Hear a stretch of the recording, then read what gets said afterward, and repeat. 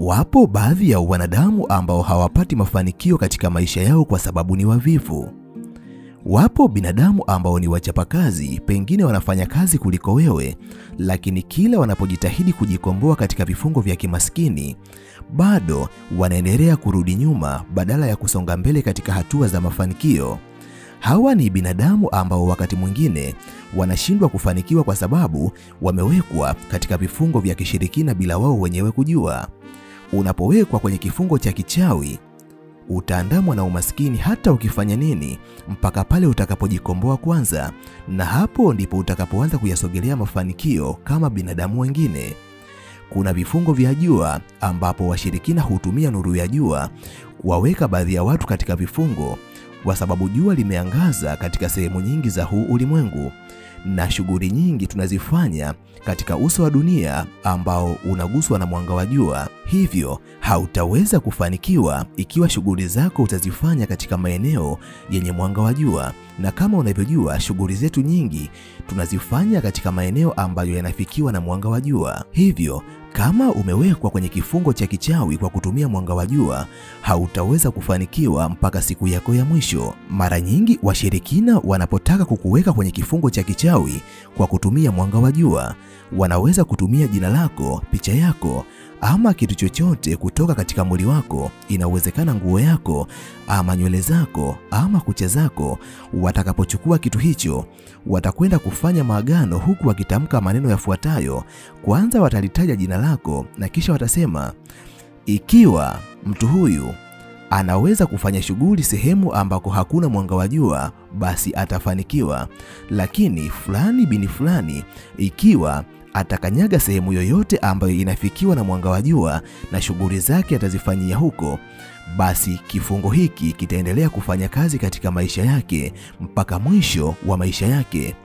Kwa sababu wewe ni mtu ambaye unafanya kazi katika maeneo mengi ambayo yanafikiwa na mwanga wa jua, hata ukihama bara ukahamia bara jingine, ili mradi tu kuna mwanga wa jua, kifungo hicho kitaendelea kufanya kazi katika maisha yako siku zote za uhai wako. Lakini wapo baadhi ya watu ambao wanatumia kifungo cha kichawi kwa kutumia ardhi. Hawa ni binadamu ambao pia wanaweza kutumia kucha zako, wanaweza kutumia nguo yako, ama wanaweza kutumia nywele zako na wakaifukia katika ardhi na wakatamka maneno yafuatayo: ikiwa mwanadamu huyu atafanya shughuli zake katika ardhi hii, basi asifanikiwe. Kifungo hiki kiendelee kumuandama siku zote za maisha yake. Kumbuka, unaishi katika uso wa dunia ambapo unaikanyaga ardhi.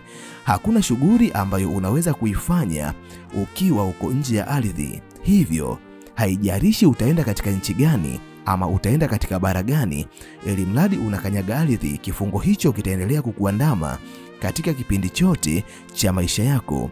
Vipo vifungo vya aina mbalimbali.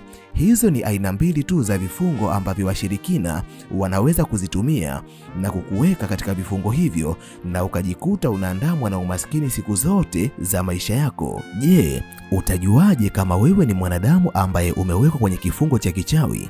Kwanza kabisa ni mabadiliko ya ghafla katika maisha yako. Kama wewe ni mtu ambaye ulikuwa unapata wateja kwenye biashara zako, ghafla pasipokuwa na sababu ya msingi utaanza kupoteza wateja kwenye biashara zako. Kama ulikuwa ni mtu ambaye unapendwa na watu wengine, utajikuta ukianza kuchukiwa, na unapojaribu kufanya utafiti ni sababu gani ambayo inapelekea watu wengine wakuchukie, hautaweza kuiona sababu ya wazi ya watu wengine kukuchukia. Kama ulikuwa ni mwanadamu ambaye unaweza kutengeneza faida katika maisha yako, utajikuta unaanza kuandamwa na mikosi na bahati mbaya ambazo hazieleweki chanzo chake ni nini. Migogoro itaanza kukuandama kila kukicha. Changamoto zitaanza kuja katika maeneo yako ya kazi ambapo hauelewi sababu ya changamoto hizo ni nini. Endapo vitu hivyo vitaanza kutokea mara kwa mara katika maisha yako, ujue inawezekana tayari umeshawekwa kwenye kifungo cha kichawi, na huu ni wakati ambao unatakiwa kuanzisha vita dhidi ya nguvu hizo ambazo zimekufunga.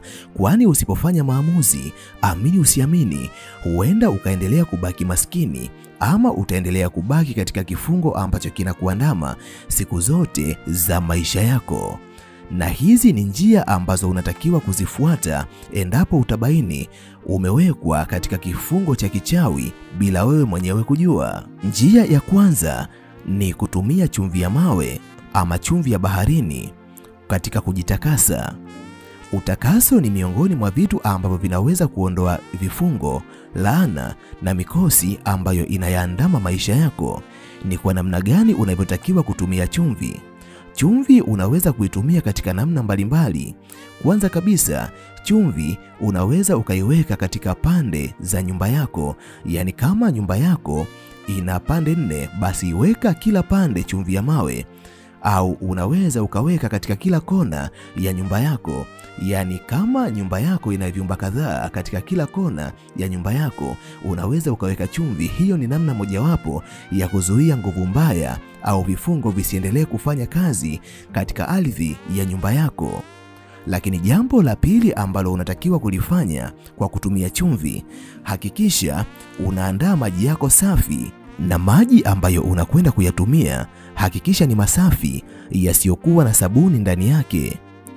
Weka chumvi ya mawe, kisha nuia kwa maneno yafuatayo: ikiwa kuna nguvu yoyote ya kichawi ambayo ipo ndani yangu, ama ikiwa nimefungwa na nguvu yoyote ya kichawi ambayo inanizuia kufanikiwa, imechafua nyota yangu, kupitia chumvi hii ambayo naiweka katika maji haya, ninakwenda kuutakasa mwili wangu na vifungo vyote vinakwenda kuniachia, na nuru mpya inakwenda kuangaza ndani yangu. Kisha iweke chumvi hiyo katika maji ambayo unakwenda kuogea.